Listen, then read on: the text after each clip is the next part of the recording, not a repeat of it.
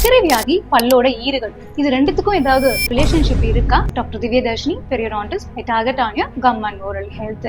சுகர்டா, எனக்கு டைம் ஆயிடுச்சு, பசிக்குமில்லன்னு ஆரம்பிச்சு காலைல சுகர் மாத்திரை போடல, கை கால்லாம் நடுங்குது, போட்டு வந்துட்டேன்.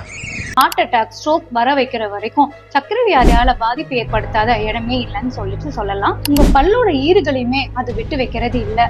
ரத்தத்துல சர்க்கரையோட அளவு அதிகமாகும் போது 3 விஷயங்கள் அங்க நடக்குது. உங்க கம் டிசீஸ் காஸ் பண்ற பாக்டீரியா நல்லா செழிப்பா வளர ஆரம்பிக்கும். ஸ்மோக்கிங்ல நம்ம பார்த்த மாதிரி பாக்டீரியாவை அழிக்கிற டிஃபென்ஸ் செல்ஸ் ஆன வெள்ளை அணுக்களை ஒழுங்கா வேலை செய்ய விடுறது இல்ல.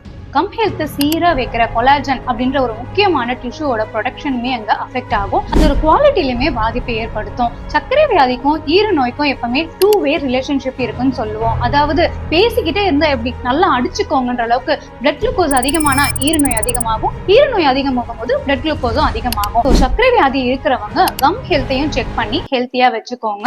Follow me for more updates on gum health.